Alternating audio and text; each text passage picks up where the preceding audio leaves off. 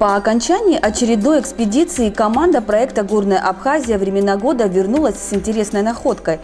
Это были останки животного, один из представителей которого предположительно ранее оставил команду без съестных припасов. Вот как на фотографиях выглядел разоренный погреб. Воришка оставил после себя горячие следы. Обнаружив интересную находку, участники третьей экспедиции принесли ее в Институт экологии, где в результате предварительного исследования ученые пришли к любопытным выводам. Накануне директор Института экологии Роман Дбар в эксклюзивном интервью не исключил, что речь идет о новом научном открытии. Экспедиция «Горная Абхазия» предоставила нам уникальный материал. Он представляет собой неполные костные останки зверя, который был обнаружен в высокогорной части Абхазии.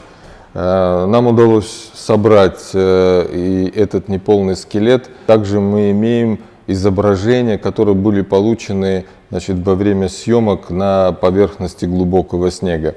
Это хищник, который, судя по строению зубов, перешел к питанию растительной пищей. Это ранее неизвестный науке зверь, который обитает в труднодоступных участках горной системы Кавказа, именно на его абхазской части. Вызывает удивление, почему до сих пор зверек этот оказался неизвестен науке и не попадался. У нас есть свои предположения на этот счет. Судя по удлиненным пальцам задней части ног, этот зверек приспособлен к тому, чтобы бегать по поверхности пушистого снега. Он не встречается в летнее время, потому что впадает в глубокую спячку и просыпается только зимой, выходит на поверхность для того, чтобы собирать с поверхности снега выпавшие семена пихты кавказской, которые разносятся ветром.